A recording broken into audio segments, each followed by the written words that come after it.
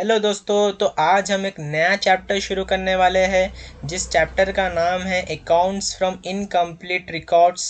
तो ये चैप्टर आज हम डिस्कस करने वाले हैं। तो इससे पहले हम देखते हैं चैप्टर का ओवरव्यू, यानी कि इस चैप्टर में कौन कौन से टॉपिक्स कवर है। देखिए, फर्स्ट हमारा है single entry and its features. Single entry क्या होता है हम उसके बारे में देखेंगे और उसके फीचर्स के बारे में देखेंगे। और टाइप्स ऑफ सिंगल एंट्रीज, यानी कि सिंगल एंट्री में कितने टाइप्स होते हैं वो भी हम आज के इस वीडियो में डिस्कस करेंगे। Statement of profit and loss की प्रॉफिट एंड लॉस का एक स्टेटमेंट कैसे बनाना है वो भी हम देखेंगे। और determination of opening and closing capital के बारे में भी आज हम देखेंगे। और स्टेटमेंट ऑफ अफेयर्स, यानी कि अब हम इस वीडियो में इन 5 टॉपिक्स को कवर करेंगे। बाकी के 5 टॉपिक्स मैं अगली वीडियो में कवर करूँगा। इस वीडियो में हम इस 5 टॉपिक्स को कवर करते हैं। समझ में आया? तो चलिए बिना किसी देरी करते हुए वीडियो को स्टार्ट करते हैं। देखिए, व्हाट इज़ सिंगल एंट्री, यानी कि सिंगल एंट्री होता क्या है, पहले हम इसका डेफिनेशन देख लेते हैं। The term single entry is used to define the method of maintaining accounts which does not follow the principle of double entry system. It has no system at all. It is also termed as accounts from incomplete records. देखिए, इसका मतलब समझाता हूँ मैं आपको। The term single entry is used to define the method of maintaining accounts which does not follow the principle of double entry system. इसका मतलब क्या है? सिंगल एंट्री सिस्टम जो है, यहाँ पर हमारा सिंगल एंट्री सिस्टम जो है वो डबल एंट्री के सिस्टम को फॉलो नहीं करता। यानी कि डबल एंट्री सिस्टम में जब हम डबल एंट्री सिस्टम बनाते, जैसा कि जब हम अकाउंट्स बनाते हैं, किसी के अकाउंट्स बनाते हैं, तब वहाँ पे होता क्या है, हम जो है डबल एंट्री सिस्टम को फॉलो करते हैं। समझ में?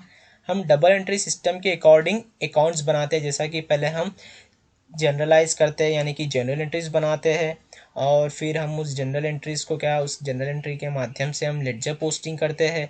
फिर लेडजर पोस्टिंग होने के बाद हम उस लेडजर अकाउंट्स को जो है एक ट्रायल बैलेंस बनाते हैं। उस लेडजर अकाउंट्स के माध्यम से हम एक ट्रायल बैलेंस बनाते हैं, और जो ट्रायल बैलेंस को देख के हम बनाते हैं लास्ट में फाइनल अकाउंट्स। उसमें हमारा आता है ट्रेडिंग एंड P&L अकाउंट और बैलेंस शीट। तो ऐसा एक सिस्टम, यानी कि एक सिस्टम होता है डबल एंट्री सिस्टम में। समझ में आया? तो उसके रूल्स एंड उसके डबल एंट्री सिस्टम के अकाउंटिंग के प्रिंसिपल्स को फॉलो करते हुए हम सारी ये चीज़ें बनाते हैं। लेकिन जब बात आती है सिंगल एंट्री की तो हम ऐसा नहीं करते। समझ में आया? जो जिसको जैसी मर्जी आती है वो वैसा सिंगल एंट्रीज बना लेता है। मतलब सिंगल एंट्री में होता क्या है, मैं आपको बताता हूँ। देखिए, इसमें क्या होता है, ज़्यादातर तो ओपनिंग कैपिटल जो है हमारा, देखिए ओपनिंग कैपिटल होता है और एक होता है हमारा क्लोजिंग कैपिटल। समझ में आया? ओपनिंग कैपिटल होता है और क्लोजिंग कैपिटल होता है। तो इसमें क्या होता है, सीधे हम प्रॉफिट और लॉस ही फाइंड आउट करते हैं सिंगल एंट्रीज में। हम ये सारी, यानी कि हम जनरल एंट्रीज नहीं बनाते हैं और लेडजर पोस्टिंग नहीं करते। सीधे हम क्या फाइंड आउट करते हैं, प्रॉफिट और लॉस। प्रॉफिट हुआ है हमारे बिजनेस को या फिर लॉस है, सिर्फ इतना ही फाइंड आउट करते हैं। किसके माध्यम से? ओपनिंग कैपिटल के माध्यम से और क्लोजिंग कैपिटल। कैसा फाइंड आउट करते हैं कि मान लो मेरा ओपनिंग कैपिटल जो है वो है 80,000, वो है 80,000, और मेरा क्लोजिंग कैपिटल जो है वो है 1 लाख। क्लोजिंग कैपिटल मेरा कितना है? 1 लाख। तो इसमें इसे देखकर हमें प्रॉफिट कैसे फाइंड आउट करना होगा, जो भी हमारा क्लोजिंग कैपिटल आ रहा है उसमें से हम माइनस कर देना है 80,000, जो कि हमारा आता है 20,000, वो है हमारा प्रॉफिट। देखिए बच्चों, अगर प्रॉफिट जो है, यानी कि जो अमाउंट जो है अगर पॉजिटिव में आ रहा है तो वो हमारा प्रॉफिट होता है। अगर नेगेटिव अमाउंट आ रहा है तो वो हमारा क्या बन जाता है, लॉस बन जाता है। ठीक है, तो इसी के बारे में बता रहा है कि सिंगल एंट्रीज जो है डबल एंट्री सिस्टम के प्रिंसिपल्स को फॉलो नहीं करता है। अब बात करते हैं it has no system at all. जैसा कि मैंने बताया कि सिंगल एंट्रीज बनाने के लिए एक पर्टिकुलर सिस्टम नहीं है। समझ में आया? और it is also termed as accounts from incomplete records. इसको हम और एक भी क्या बोलते हैं, सिंगल एंट्रीज को ही हम क्या बोलते हैं, अकाउंट्स फ्रॉम इनकम्प्लीट रिकॉर्ड्स बोलते हैं। समझ में आया बच्चों? चलिए अब आगे बढ़ते हैं। देखिए अब हम बात करते हैं फीचर्स ऑफ सिंगल एंट्री की, कि सिंगल एंट्री में क्या क्या फीचर्स होते हैं। इस फीचर्स को मैं आपको एक एग्जांपल लेके समझाऊंगा ताकि हर एक फीचर आपको अच्छी तरीके से समझ में आ जाए। देखिए आपके आपके घर के आसपास आपने कभी ना कभी एक जनरल स्टोर तो देखा ही होगा। समझ में आया? आपने आपके घर के आसपास कभी ना कभी एक जनरल स्टोर, ऐसी तरह की एक जनरल स्टोर तो देखी ही होगी। अब आप जाते हो जनरल स्टोर को और वहाँ से मान लो आपने एक कोल्ड ड्रिंक और एक बिस्किट पैकेट खरीद लिए। आप गए जनरल स्टोर को, आप वहाँ से एक कोल्ड ड्रिंक और एक बिस्किट पैकेट परचेज कर ली। अब होता क्या है, आप दुकानदार क्या करता है, इस जनरल स्टोर का जो दुकानदार है, जो ओनर है, आपको जो चाहिए वो सामान दे देता है और बदले में आपसे पैसे ले लेता है। इतना ही तो करता है। क्या वो आपको आपकी एंट्री बनाएगा कि मैंने सो एंड सो पर्सन को सेल किया, कैश सेल हुई, ऐसी कोई एंट्री बनाएगा? या फिर वो कोई परचेज की या फिर सेल की एंट्रीज बनाएगा? नहीं। समझ में आया? सिर्फ वो क्या बनाएगा, ज़्यादातर दुकानदार जो है कैश बुक बनाएंगे। यानी कि कैश बुक क्यों बनाएंगे वो भी मैं आपको बताऊंगा। कि वो सिर्फ इतना देखते हैं कि आज के दिन, यानी कि सुबह से लेके रात तक, जब तक मैंने मेरी दुकान चालू रखी तब तक मुझे कितने पैसे आए। वो तो कैश बुक से मालूम पड़ेगा ना कि दुकान को कितने पैसे मिले। तो इसी तरह से वो एक रफ कॉलम में कैश बुक बना लेते हैं। समझ में? वो एक कैश बुक रफ कॉलम में, यानी कि ऐसा पर्टिकुलर, जैसा कि हम डबल एंट्री सिस्टम में देखते हैं कि कैश बुक बनाने के लिए पहले डेट, पर्टिकुलर्स, एलएफ, अमाउंट, ऐसा नहीं। वो एक रफ बुक में सिर्फ अमाउंट लिख लेते जाएंगे। जैसा कि मान लो एक रफ है, एक रफ बुक है, उसमें वो सिर्फ लिख लेंगे कि अमाउंट आज का दिन इतना, इतना आज के दिन इतना, ऐसा कुछ अमाउंट लिख लेंगे। समझ में आया? वैसे ही करके वो एक कैश बुक बना लेंगे कि आज का पूरा दिन मैंने कितने पैसे कमाए। समझ में आया? तो उसको फाइंड आउट कर, उसको उसको क्या, कैश बुक को बना लेंगे। समझ में आया? कैश की आज का पूरे दिन मैंने कितनी इनकम की, कितने पैसे कमाए मैंने, तो वो कैश, इसी तरह से कैश बुक बना लेंगे। और एक, अगर आप मान लो, देखिए जैसा कि यहाँ पर रामू है, रामू जो है इस दुकानदार के लिए कस्टमर है। रामू एक इस दुकानदार के लिए कस्टमर है। अब रामू क्या करता है, इस दुकान पर आता है और एक मिल्क खरीदता है और एक ब्रेड खरीदता है और एक बिस्किट खरीदता है और दुकानदार से कहता है कि भाई पैसे जो है, जो भी हिसाब होगा मेरा, वो मैं आपको शाम को लौटा दूंगा।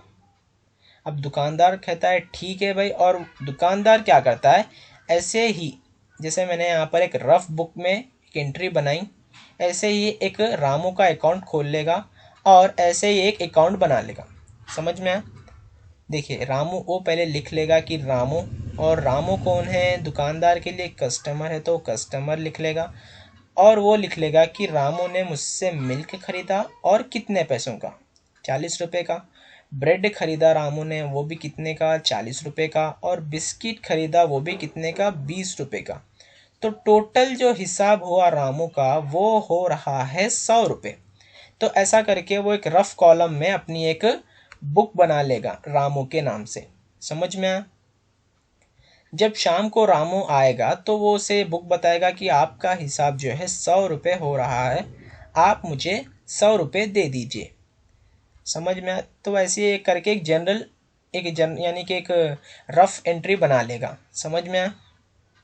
कोई पर्टिकुलर्स नहीं, कोई एक सिस्टम में नहीं, सिर्फ एक रस, बस उसे समझ में आए, बस उसे और उसके जो कस्टमर को है समझ में आ जाए। समझ में आया? ऐसे वो किसका बनाएगा, सिर्फ अपने, अगर उसने उधारी पे सेल किया हो तो बनाएगा, और अगर उसने उधारी पर परचेज किया हो। समझ में आया? यहाँ पर रामू को, यहाँ पर दुकानदार जो है रामू को उधारी पे सेल किया था, इसलिए तब उसे याद रहे कि उसने क्या क्या सेल किया और कितने अमाउंट्स का सेल किया। यानी कि उसने सेल किया मिल्क, ब्रेड, बिस्किट और इतने इतने अमाउंट्स का। इसीलिए उसने क्या, एक रामू का अकाउंट ओपन कर दिया और ऐसा एक रफ फॉर्म में उसकी रामू की एंट्रीज में जो जो भी है लिख दिया। अब वैसे ही उसने क्रेडिट परचेज किया, किसके पास से, रोहन के पास से। तो रोहन क्या हुआ, उसके लिए सप्लायर हुआ। रोहन के पास से दुकानदार ने उधारी पर माल परचेज किया, कितने का, 5,000 का, मान लो 5,000 का माल परचेज किया यानी कि स्टॉक। अब दुकानदार क्या करेगा, रोहन का भी एक ऐसे ही रफ में एक एंट्री बना लेगा, यानी कि रोहन का भी एक रफ में एक अकाउंट खोल लेगा और रफ में ऐसे ही लिख लेगा कि स्टॉक इतना लिया है मैंने रोहन कन से और अमाउंट जो है 5,000 है। समझ में आया। देखिए अब फर्स्ट फीचर अब हम पढ़ते ही हमें समझ में आ जाएगा। Only cash book and personal accounts, only cash book and personal accounts of customers and suppliers are maintained। सिर्फ कैश बुक और पर्सनल अकाउंट्स, वो भी पर्सनल अकाउंट्स किस किस के, कस्टमर्स के एंड सप्लायर्स के मेंटेन करेगा कौन, जो सिंगल एंट्री फॉलो करते हैं, जैसा कि छोटे मोटे दुकानदार। समझ में आया। अब बात करते हैं दूसरी एंट्री की। देखिए, real and nominal accounts are not kept. समझ में आया। रियल अकाउंट और नॉमिनल अकाउंट, रियल अकाउंट मतलब जिसमें हम सारे असेट्स का अकाउंट बनाते हैं, जैसा कि टैंजेबल असेट्स और इनटैंजेबल असेट्स का। तो रियल अकाउंट भी जो दुकानदार है वो नहीं बनाएगा। समझ में, रियल अकाउंट मेंटेन नहीं करेगा। नॉमिनल अकाउंट मतलब जो इसके इनकम और एक्सपेंसेस हुए हैं वो भी अकाउंट दुकानदार नहीं बनाएगा। समझ में आया। अब बात करते हैं, it is not governed by any definite rule of maintenance of account, यानी कि इसे कोई मेंटेन, यानी कि समझ, देखिए हम जब हम डबल एंट्री सिस्टम को फॉलो करते हैं, जब हम डबल एंट्री सिस्टम को फॉलो करते हैं तो वहाँ पर होता क्या है, हमें एक रूल को फॉलो करना होगा, जैसा कि अकाउंटिंग के स्टैंडर्ड्स को फॉलो करना होगा, अकाउंटिंग प्रिंसिपल्स को फॉलो करना होगा। समझ में आया।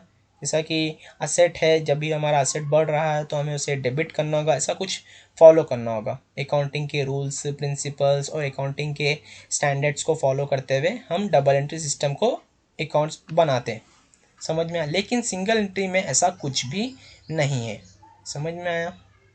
अब देखते हैं दूसरा पॉइंट, इट लैक्स यूनिफॉर्मिटी, यानी कि जब हम डबल एंट्री बनाते हैं तब हम डबल एंट्री कैसे बनाते हैं, एक फॉर्मेट होता है टी फॉर्मेट, उसमें हम लिखते हैं डेट, पर्टिकुलर अमाउंट, फिर लिखते हैं हम कैश, बैंक। तो ऐसा एक पर्टिकुलर एक यूनिफॉर्मिटी होती है डबल एंट्री सिस्टम बनाने में, लेकिन सिंगल एंट्री में कोई भी यूनिफॉर्म नहीं होती है। समझ में आया। एक पर्टिकुलर फॉर्मेट नहीं होता है सिंगल एंट्री के लिए। समझ में आ गया। अब आगे बढ़ते हैं। अब हम बात करते हैं कि टाइप्स ऑफ सिंगल एंट्रीज, कितने टाइप्स के सिंगल एंट्रीज होते हैं।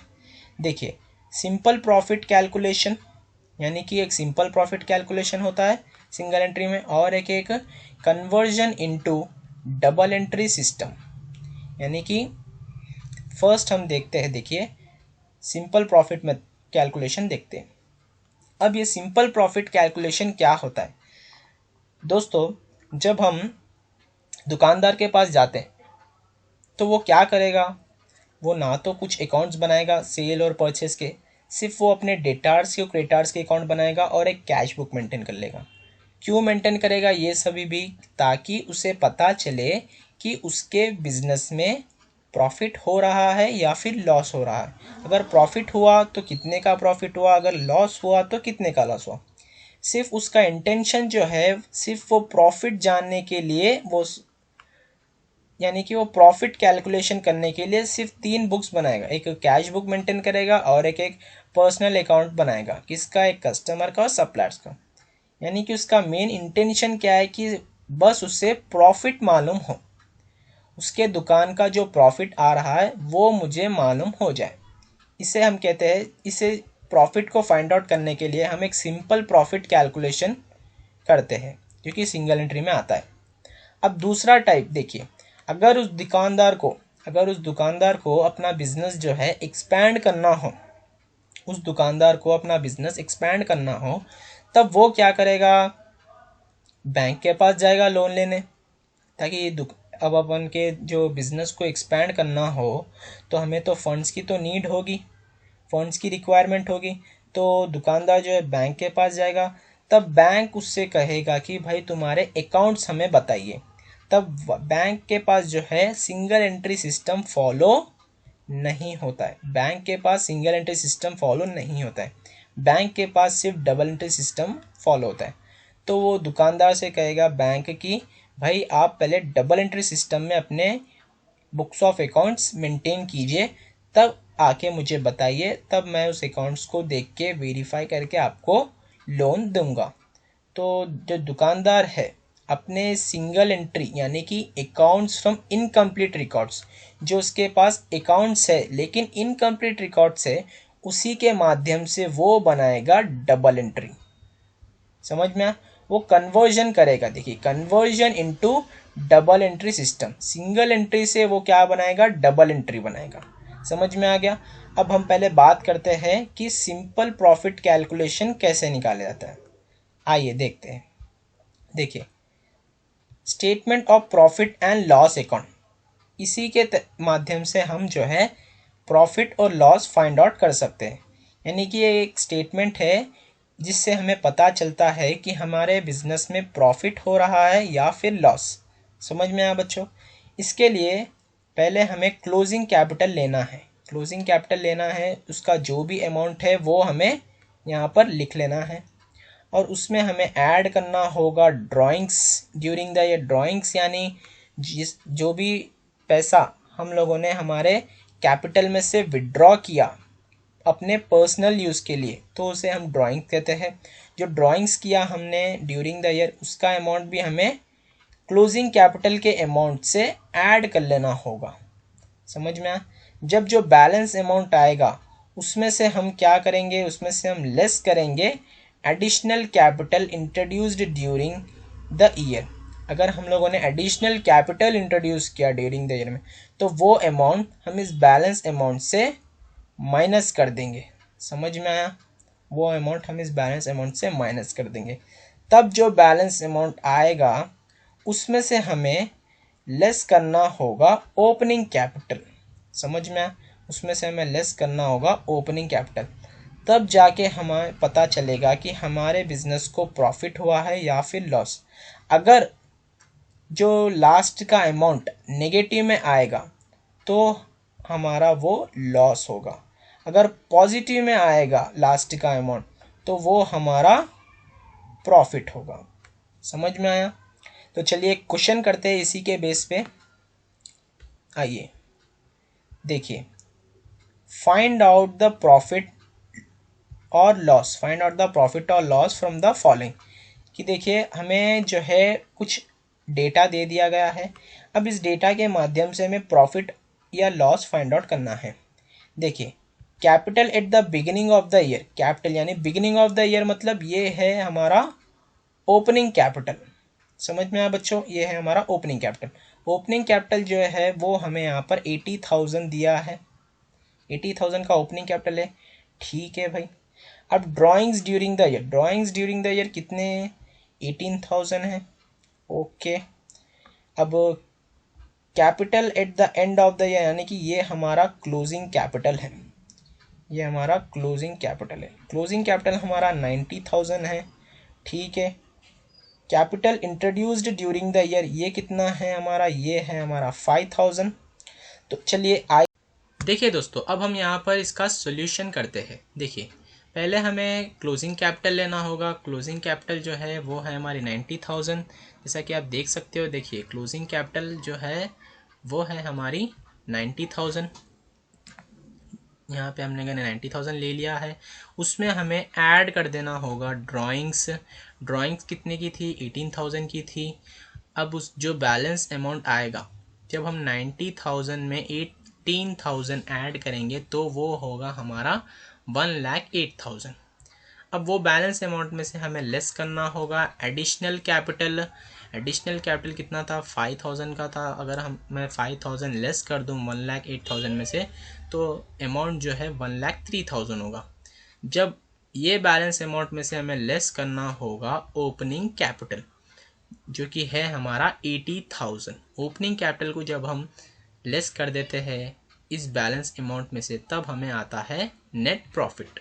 देखिए 1,03,000 में से हम 80,000 को माइनस कर देंगे तो वो आता है हमारा 23,000, और ये 23,000 जो है वो पॉजिटिव अमाउंट है, इसका मतलब हमारा नेट प्रॉफिट। ये 23,000 जो है वो है हमारा नेट प्रॉफिट। ऐसा करके हम लोगों ने प्रॉफिट जो है फाइंड आउट कर लिया है। अब आगे बढ़ते हैं। अब देखते हैं एक ऐसे ही दूसरा question, calculate the missing figure, यानी कि हमें यहाँ पर कैपिटल एज ऑन 31 मार्च 2021, यानी कि ये जो है कैपिटल कौन सा कैपिटल है, क्लोजिंग कैपिटल है। क्यों क्लोजिंग कैपिटल है, मतलब ये फाइनेंशियल ईयर का एंड है, यानी कि 31 मार्च 2021 ये and of the financial year है, इसलिए ये है हमारा क्लोजिंग कैपिटल। तो क्लोजिंग कैपिटल की वैल्यू तो हमें नहीं दिया गया है, हमें इसे ही फाइंड आउट करना है कि क्लोजिंग कैपिटल हमारा क्या है, लेकिन हमें बाकी सभी की वैल्यूज़ दे दी गई है। जैसा कि देखिए कैपिटल एज ऑन फर्स्ट, यानी कि हमारा ओपनिंग कैपिटल है वो है 20,400, और जो हमारा एडिशनल कैपिटल यानी कि कैपिटल इंट्रोड्यूस मतलब एडिशनल कैपिटल हम लोगों ने 5,000 इंट्रोड्यूस किया था ड्यूरिंग द ईयर में, और ड्राइंग्स जो है वो थी हमारी 3,000, और लॉस देखिए यहाँ पर लॉस हुआ है हमारे, इसको लॉस हुआ है कितने का, 2,000 का लॉस हुआ है। तो अब हम इन सभी अमाउंट को लेकर क्लोजिंग कैपिटल फाइंड आउट करना है। तो इसे फाइंड आउट करने के लिए दोस्तों हमारे पास एक फॉर्मूला होता है, जैसा कि देखिए एक फॉर्मूला होता है, उसके माध्यम से हम इसे फाइंड आउट करते हैं। क्लोजिंग कैपिटल को फाइंड आउट करने के लिए फर्स्ट हमें ओपनिंग कैपिटल लेना होगा, उसमें हमें ऐड करना होगा एडिशनल कैपिटल, फिर लेस करना होगा ड्राइंग्स, फिर ऐड करना होगा नेट प्रॉफिट, तब हमारा आता है यहाँ पर क्लोजिंग कैपिटल। अगर नेट प्रॉफिट हुआ तो हमें ऐड करना होगा, अगर सेम जैसे अगर मान लो ओपनिंग कैपिटल है हमें ऐड कर लेना है एडिशनल कैपिटल से, फिर माइनस करना है जितना भी हमें ड्राइंग्स दिया है, फिर माइनस करना है अगर नेट लॉस है तो हमें माइनस करना है, तब हमारा यहाँ पे निकल के आता है क्लोजिंग कैपिटल। जैसा कि हमारे इस क्वेश्चन में हमें लॉस आया है तो हमें इसे माइनस करना होगा। तो चलिए इसी फॉर्मूले के माध्यम से अब हम करते हैं इस क्वेश्चन का सॉल्यूशन। देखिए चलिए बच्चों सॉल्यूशन देखते हैं।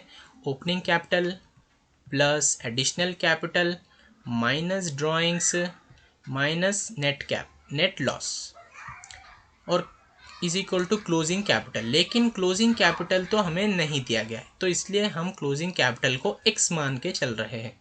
जैसा कि हम मैथ्स के इक्वेशंस में करते थे कि किसी भी नंबर की वैल्यू अगर हमें नहीं पता हो तब हम उसे x मान के चलते हैं, वैसा ही हम यहाँ पे क्लोजिंग कैपिटल को हम x मान के चल रहे हैं। देखिए ओपनिंग कैपिटल की वैल्यू कितनी है, ओपनिंग कैपिटल की वैल्यू यहाँ पर 20,400 है, तो मैंने यहाँ पर ले लिया है 20,400, उसमें ऐड कर लिया मैंने 5,000 जो कि एडिशनल कैपिटल था, और उसमें मैंने लेस किया है ड्राइंग्स। जैसा कि हमें ड्राइंग्स को लेस करना होगा, ड्राइंग्स जो है 3,000 की है, देखिए ड्राइंग्स जो है 3,000 की है, और फिर से मैंने लेस किया नेट लॉस, यानी कि लॉस जो है 2,000 का लॉस को मैंने लेस किया, इज इक्वल टू एक्स तो वैसे कि वैसे ही मैंने लिख लिया। अब 20,400 मैंने वैसा ही लिख लिया और 5,000 भी वैसा ही लिख लिया। ये माइनस और ये माइनस हो गया प्लस, ये माइनस और ये माइनस हो गया plus, minus into minus plus होता है ना। तो 3,000 प्लस 2,000 इज इक्वल टू 5,000, लेकिन जो ये बड़ा नंबर है इन दोनों में से यानी कि 3,000, उसकी साइन जो है वो हमें यहाँ पर डाल लेनी, जैसा कि माइनस, समझ में आ गया। अब -5,000 प्लस 5,000 कैंसल, तो हमारा x का अमाउंट है वो है 20,400। इसका मतलब हमारा जो क्लोजिंग कैपिटल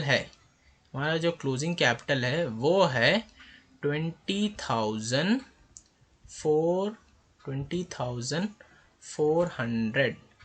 समझ में आया बच्चों कैसे फाइंड आउट करते हैं, जिसी भी यानी कि कोई भी अगर हमें वैल्यू नहीं दिया गया, यानी कि किसी भी अमाउंट का, यानी कि किसी भी पर्टिकुलर का, यानी वो चाहे ओपनिंग कैपिटल रहने दो या फिर एडिशनल कैपिटल रहने दो या फिर ड्राइंग्स रहने दो या फिर नेट प्रॉफिट और लॉस रहने दो या फिर क्लोजिंग कैपिटल भी रहने दो, तो हमें वैल्यू कैसा फाइंड आउट करना है।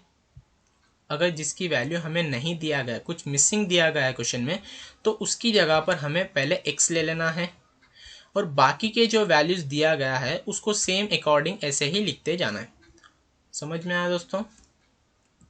अब देखिए दोस्तों, अब हम देखते हैं स्टेटमेंट ऑफ अफेयर्स ऑन 1 अप्रैल 20 कि फाइनेंशियल ईयर के स्टार्टिंग डे में, फाइनेंशियल ईयर के फर्स्ट डे में हम क्या करते हैं, एक स्टेटमेंट ऑफ अफेयर्स बनाते हैं। अब आप ये स्टेटमेंट ऑफ अफेयर्स क्या है, देखिए अब ये स्टेटमेंट ऑफ अफेयर्स जो है वो एक बैलेंस शीट है, वो एक बैलेंस शीट है। हम इसे सिंगल एंट्रीज में स्टेटमेंट ऑफ अफेयर्स कहते हैं। जब हम डबल एंट्री सिस्टम फॉलो करते हैं तब हम उसे बैलेंस शीट कहते हैं। समझ में आया। अब देखिए, जैसा कि मैंने आपको पहले बताया था कि देखिए टाइप्स ऑफ सिंगल एंट्रीज में मैंने आपको बताया था कि conversion into double entry system. तो यहाँ पर होता क्या है, जो भी दुकानदार या फिर व्यापारी है, अब वो क्या करता है, छोटा मोटा व्यापारी है, अब वो करता है अपने बिजनेस को एक्सपेंड।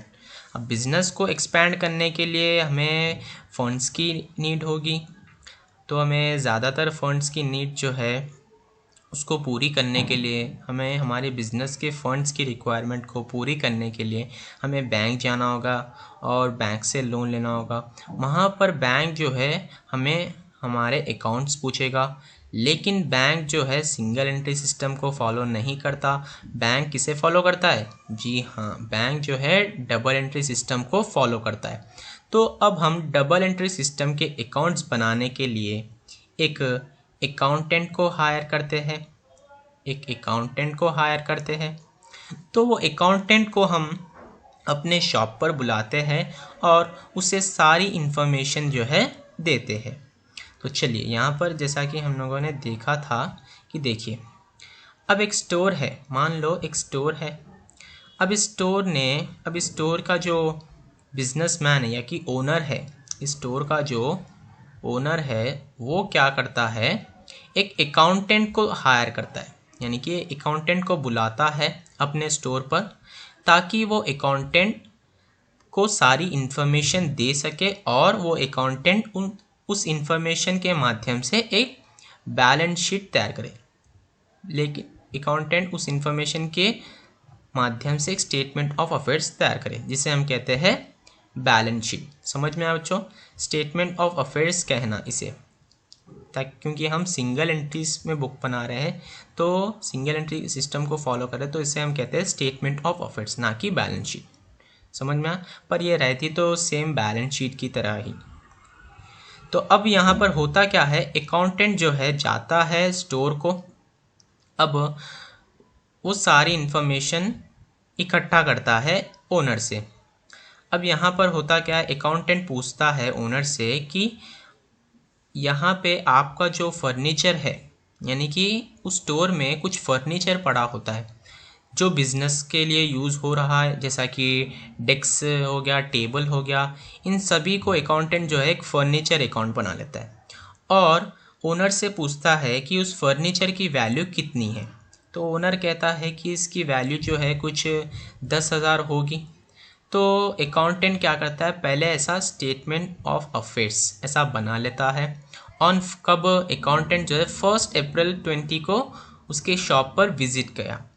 समझ में आया, 1 अप्रैल 20 को अकाउंटेंट जो है उसकी शॉप पर विजिट किया, इसीलिए वो स्टेटमेंट ऑफ अफेयर्स भी 1 अप्रैल 20 की बना लेता है।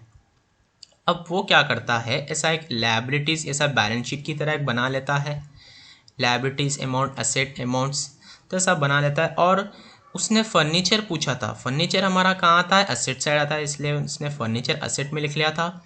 और दुकानदार ने कहा कि फर्नीचर की वैल्यू थी 10,000, तो 10,000 अमाउंट लिख लेता है। अब वो फिर से कहता है कि ये जो शॉप है, ये जो आपकी दुकान है, क्या वो आपकी खुद की है या फिर आपने इसे रेंट पे लिया है। तो दुकानदार कहता है कि भाई ये बिल्डिंग जो है जिस पे मैं अपना कारोबार चला रहा हूँ ये मेरी खुद की बिल्डिंग है। यानी कि अब अकाउंटेंट को बोलता है कि ये मेरी खुद की बिल्डिंग है।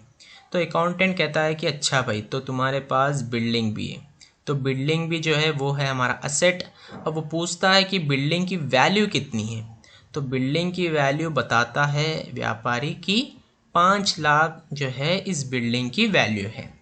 तो अमाउंट साइड में बिल्डिंग में लिख लेता है अकाउंटेंट 5 लाख।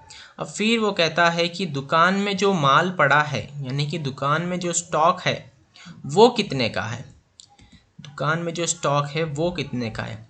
तो दुकानदार बताता है कि स्टॉक जो है भाई वो है 3,50,000 का माल है। तो 3,50,000 स्टॉक में लिख लेता है अकाउंटेंट। और अब अकाउंटेंट पूछता है कि आपकी जो इस दुकान के गल्ले में कितने पैसे बताइए। तो ओनर जो है उस दुकान का झट से पैसे निकालता है और टोटल करके बोलता है कि मेरे पास अब फ़िलहाल कैश जो है वो है 15,700। तो अकाउंटेंट लिख लेते जाता है ये सारी इन्फॉर्मेशन अपने स्टेटमेंट ऑफ अफेयर्स में। अब फिर कहता है कि अकाउंटेंट कि जो आपके पास ये फ्रिज है, फ्रिज को जो है अकाउंटेंट मशीनरी अकाउंट में डाल देता है। फ्रिज है वो कितने की है। तो एक दुकानदार बताता है ये जो फ्रिज है वो कम से कम 30,000 रुपये की है। तो 30,000 रुपये अमाउंट डाल लेता है मशीनरी में। तो फिर से कहता है कि अकाउंटेंट क्या आपने उधारी पे सेल किया है किसी को।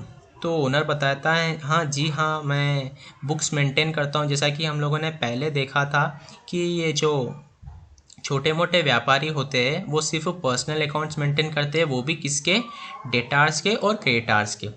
तो बुक्स बताता है वो डेटार्स के, तो उसमें अलग अलग नाम के अलग अलग अमाउंट्स के होते हैं। तो अकाउंटेंट जो है उन सभी को टैली कर लेके, यानी सभी का टोटल कर लेके डेटार्स अकाउंट बना लेता है और उसमें उन सारा टोटल अमाउंट डाल देता है, जो कि टोटल आ रहा था 80,000। समझ में आया। अब फिर से अकाउंटेंट पूछता है कि क्या आपने लोन लिया है बिजनेस चालू करने के लिए। तो ओनर बताता है कि हाँ मैंने लोन तो लिया है। तो अकाउंटेंट पूछता है कितने का लोन लिया है आपने। तो बताता है कि मैंने लोन जो है 2 लाख का लिया था। ठीक है। अब फिर से इसी तरह से अकाउंटेंट पूछता है कि क्या आपने उधारी पे परचेस किया है स्टॉक। तो बताता है जी हाँ, मैं उसकी भी बुक मेंटेन करता हूँ। तो वो बुक ला के देता है ओनर अकाउंटेंट को। अकाउंटेंट देखता है वो सारी बुक्स और उसे भी सेम डेटार्स की तरह एक क्रेडिटार्स अकाउंट बना लेता है और वो हमारी लायबिलिटी साइड में लिख लेता है। और उसका जो टोटल अमाउंट था वो था 50,000। अब बिल्स पेएबल भी दिखता है उसमें, उस बुक में उसे बिल्स पेएबल भी दिखता है, वो बिल्स पेएबल भी लिख लेता है 70,000 का। तो इसी तरह इसने पूरा जो है एक स्टेटमेंट ऑफ अफेयर्स बना लिया है। कैपिटल की जो इन्फॉर्मेशन है वो हम बैलेंसिंग फिगर के थ्रू फाइंड आउट करते हैं। जैसा कि देखिए हमने यहाँ पर हमारा अकाउंटेंट जो है अपने ये जो शॉप के ओनर है उनके पास से ये सारी यानी कि असेट्स की सारी इन्फॉर्मेशन कलेक्ट कर ली है और लायबिलिटीज़ की सारी इन्फॉर्मेशन कलेक्ट कर ली है। लेकिन कैपिटल का अमाउंट कितना है वो अकाउंटेंट नहीं पूछा है। अकाउंटेंट ने कैपिटल का अमाउंट नहीं पूछा है ओनर से। अब यहाँ पे होता क्या है, असेट्स की तो हमें सारी इन्फॉर्मेशन आ गई है, कोई भी कुछ मिसिंग फिगर नहीं है यहाँ पर। तो हम इसे क्या करते हैं, सिंपली टोटल कर लेते हैं। जो कि टोटल आ रहा है वो है हमारा 9,85,700। 9,85,700 सेम टोटल हम यहाँ पर भी लिख लेते हैं, क्योंकि ये बैलेंस शीट की तरह ही है। मैंने बताया था कि इसे हम क्या करते हैं, बैलेंस शीट में भी हम करते हैं ना कि जो भी लायबिलिटी साइड है वो भी सेम आती है और असेट साइड भी सेम आती है। तो हम सेम टोटल यहाँ पर लिख लेते हैं लायबिलिटी साइड।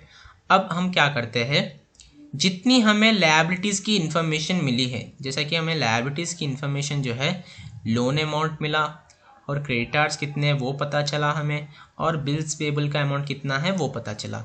तो इन सभी इंफॉर्मेशन को हम क्या करते हैं, ये जो टोटल अमाउंट है असेट का उससे माइनस कर देते हैं। ये जो टोटल अमाउंट है असेट का उससे माइनस कर देते हैं। तब जो बैलेंसिंग फिगर आता है वो होता है हमारा कैपिटल। जैसा कि हमारा कैपिटल जो है यहाँ पर 6,65,700 है। समझ में आया बच्चों? तो ये हो गई स्टेटमेंट ऑफ अफेयर्स ऑन 1 अप्रैल 20। अब यहाँ पर हमारा अकाउंट जो है स्टेटमेंट ऑफ अफेयर्स तो बना लिया, लेकिन दुकानदार को एक होमवर्क देता है। जैसा कि अब दुकानदार से कहता है कि अकाउंटेंट देखो, अब मैं फाइनेंशियल ईयर के एंड में फिर एक बार आपकी शॉप पर आऊँगा, लेकिन उससे पहले आपको क्या करना होगा, आपको मैं कुछ काम दूंगा वो आपको करना होगा। तो अब ओनर बोलता है ठीक है बताइए क्या काम है। तो अकाउंटेंट कहता है कि अगर 31 मार्च 21 जो कि end of the financial year है, उससे पहले अगर आपने अपने बिजनेस के कैपिटल से कुछ अमाउंट विड्रॉ किया है अपने पर्सनल यूज़ के लिए, तो उसे भी आप अपने किसी बुक में लिख लीजिए। अगर आपने आपके कैपिटल में कुछ अमाउंट ऐड किया है ड्यूरिंग द सेम ईयर, तो वो अमाउंट भी आप अपने किसी बुक में लिख लीजिए। तो अकाउंटेंट कहता है ठीक है इतनी सी बात मैं कर लेता हूँ। तो अब statement of affairs on 31 March 21, अब and of the financial year में फिर से अकाउंटेंट हमारा आ जाता है शॉप पर, और पहले ही आते ही पूछता है ओनर से कि मैंने जो आपको होमवर्क दिया था क्या आपने उसे करा है? हाँ करा है। तो जो शॉप का ओनर है वो बताता है कि देखो मैंने ड्राइंग्स किए हैं जो कि 2 लाख के, और एडिशनल कैपिटल जो किया है मैंने अपने बिजनेस में ऐड वो है 50,000 का। तो ठीक है, अब अकाउंटेंट क्या करता है, जो पहले की बैलेंस शीट है, ये पहले की बैलेंस शीट है, इसी के इंफॉर्मेशन से अब वो एक statement of affairs as on 31 March बनाता है।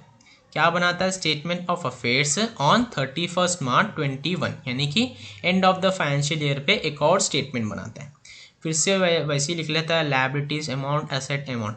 अब जो फर्नीचर उसने लिखा था लास्ट बैलेंस शीट में जो कि था 10,000 का, अब यहाँ पे वो क्या करता है, फर्नीचर पे 10% का डिप्रिसिएशन लगा जाता है जो कि होता है 1,000 रुपये। तो अमाउंट हमें आता है 9,000।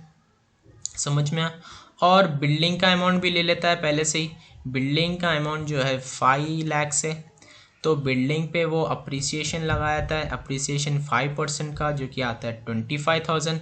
तो हमारा यहाँ पर अमाउंट होता है 5,25,000। बिल्डिंग पे अप्रिसिएशन क्यों लगाया? मतलब बिल्डिंग एक ऐसा असेट है जिसकी वैल्यू हमेशा अप्रिशिएट ही होती है। अब स्टॉक देखिए, स्टॉक जो था कितना था, 3,50,000।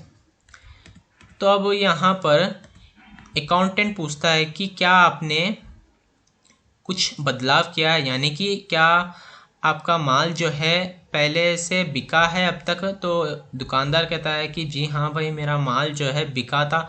तो कितने का माल बिका था आपका? तो यहाँ पर पहले मेरा माल जो था जब 1 अप्रैल 20 को मेरे पास 3,50,000 का स्टॉक था। अब वो ड्यूरिंग द 31 मार्च तक कितना स्टॉक बचा मेरे पास? 1,50,000। इसका मतलब जो 2 लाख का माल था वो जो है बिक गया है इस ईयर में। तो अकाउंटेंट स्टॉक में लिख लेता है 1,50,000। अब देखता है फिर से कि आपके पास अब गले में कितने कैश है। अब फिर से वो आपका डेस्क देखता है और देखता है कि आपके पास कितना कैश है। तो कैश जो है इस बार 35,850 का कैश मिलता है उस दुकान में से। और दुकानदार कहता है कि भाई मैंने एक बैंक अकाउंट भी खुलाया है। तो अकाउंटेंट पूछता है कि ठीक है, किस पर्पस के लिए, बिजनेस पर्पस के लिए खुलाया बैंक? तो दुकानदार कहता है हाँ। और अकाउंटेंट पूछता है कि अब बैंक में कितने पैसे आपके? तो दुकानदार कहता है कि बैंक में जो है साहब 20,500 रुपये, 20,500 रुपये जो है बैंक में है हमारे। और जो मशीनरी की वैल्यू थी, जैसा कि देखिए मशीनरी की वैल्यू जो थी 30,000 थी। तो यहाँ पे हम लोगों ने 30,000 की मशीनरी पे 15% का डिप्रिसिएशन लगा दिया, जो कि आ रहा था 4,500। हमने इसे लेस कर दिया तो आ रहा है 25,500। समझ में आया? अब डेटार्स थे हमारे, तो अब हम पूछते थे कि भाई जो तुम्हारे डेटार्स थे, यानी कि जो हमारे कस्टमर्स थे, जो जिसने आपसे उधारी पे परचेज़ किया था, जिसको आपने उधारी पे सेल किया था, क्या वो पैसे मिले? उनके पास से क्या पैसे मिले? तो कहता था ओनर कि हाँ, मुझे जो है मेरे जो डेटार्स पहले थे कितने थे, 80,000 थे। अब मुझे डेटार के पास से 60,000 मिल गए, सिर्फ 20,000 के डेटार्स जो है मेरे बाकी है। तो 20,000 के डेटार्स बाकी है तो 20,000 लिख लेता है अकाउंटेंट उसकी बैलेंस शीट में। अब कैपिटल को फिर से वो वैसे ही छोड़ देता है, कैपिटल को वैसे ही छोड़ देता है, लेकिन कैपिटल के माइनस ड्राइंग्स लिख लेता है। कैपिटल, क्योंकि कैपिटल जो है वो हमारा बैलेंसिंग फिगर होता है, हम उसे लास्ट में कैलकुलेट करते हैं, लेकिन उससे पहले वो ड्राइंग्स को लेस कर देता है कैपिटल में से। और अगर उसने एडिशनल किया, यानी कि एडिशनल कैपिटल को ऐड कर देता है, जो कि है 50,000। अब अकाउंटेंट कहता है कि जो तुमने लोन लिया था, क्या उसका भरपाई की? जो तुमने लोन लिया था 2 लाख का, क्या उसकी तुमने भरपाई की? अब दुकानदार कहता है कि जी हाँ, मैंने भरपाई की लोन की। तो कितने की भरपाई की? तो वो कहता है कि मैं 1,50,000 की भरपाई की। तो जो लोन था हमारा वो था 2 लाख, लोन था 2 लाख, उसने भरपाई कर दी 1,50,000, तो बचे हमारे 50,000। समझ में आया? अब क्रेडिटार्स पूछता, अब जो अकाउंटेंट है वो पूछता है कि आपके क्रेडिटार्स, यानी कि आपने जिसके पास से उधारी पे परचेस किया था, क्या उन्हें आप पैसे लौटाए हो? तो मैंने जो उधारी पे परचेस किया था at the starting of the financial year, जब 50,000 के मेरे क्रेडिटार्स थे, तो 50,000 के क्रेडिटार्स थे, लेकिन मैं जो हूँ अपने क्रेडिटार को सिर्फ और सिर्फ 35,000 का अमाउंट जो है वो लौटा दिया हूँ। तो बचे कितने हमारे? 15,000 के अभी भी क्रेडिटार्स बाकी हैं। और जो बिल्स पेबल अमाउंट था हमारा 70,000 का, वो मैंने पूरा भर दिया है। तो अकाउंटेंट कहता है जी ठीक है, तो बिल्स अमाउंट पूरा भर दिया, तो इसलिए मैंने उसकी एंट्री नहीं लिखी। अब बात करते हैं फिर से असेट्स की। जो इन्फॉर्मेशन है वो तो हमें पूरी कंप्लीट इन्फॉर्मेशन है, इसलिए हमने असेट्स को टोटल कर लिया। और असेट्स को जैसे ही हमने टोटल किया तो आंसर हमारा आया 7,85,850। सेम अमाउंट हमने लायबिलिटीज़ के अमाउंट साइड भी लिख लिया। अब लोन अमाउंट और क्रेडिटर्स अमाउंट, इन दोनों को हमने टोटल किया, और जो ये अमाउंट था असेट्स का टोटल अमाउंट था, इससे हम लोगों ने माइनस कर दिया। इस अमाउंट को, जो असेट्स का अमाउंट था, असेट्स का अमाउंट और इन दो अमाउंट्स को मिला के हम लोगों ने माइनस कर दिया, इन दो अमाउंट्स को माइनस कर दिया। किससे? ये असेट्स के अमाउंट से। तो हमारा जो बैलेंस फिगर आ रहा था वो था 7,20,850, 7,20,850। लेकिन हमें हमारा कैपिटल तो मालूम हो गया, यहाँ पर बैलेंसिंग फिगर के थ्रू हमें हमारा कैपिटल मालूम हो गया, लेकिन हमने स्टार्टिंग में देखा था कि यहाँ पर ड्राइंग्स जो है वो थी 2 लाख की, और एडिशनल कैपिटल्स थी वो थी 50,000 की। तो जब भी हम, जैसा कि हम फाइनल अकाउंट्स बनाते हैं, तो हम क्या करते हैं, कैपिटल में से ड्राइंग माइनस करते हैं। तो ड्राइंग्स 2 लाख की हमने माइनस कर दी, और जो भी बैलेंस अमाउंट है हम उसमें ऐड करते कितने का, एडिशनल कैपिटल अगर हो तो हम उसे ऐड कर लेते हैं कैपिटल में, जैसा कि था 50,000। तो इनका जब हम टोटलिंग करते हैं तो हमें आता है 5,70,850। तो ये हो गया हमारा, ये हमारा क्या हो गया बच्चों, क्लोजिंग कैपिटल हो गया, क्लोजिंग कैपिटल हो गया। और ये हमारा हो गया ओपनिंग कैपिटल, क्योंकि ये बैलेंस शीट जो है यानी कि ये स्टेटमेंट ऑफ अफेयर्स जो है हमने बनाया 1 अप्रैल 20 को, और ये स्टेटमेंट ऑफ अफेयर्स हमने बनाया 31 मार्च 21 को। समझ में आया बच्चों? तो आज की वीडियो यहीं तक ही, तो मिलते हैं अगली वीडियो में। Till then goodbye and take care.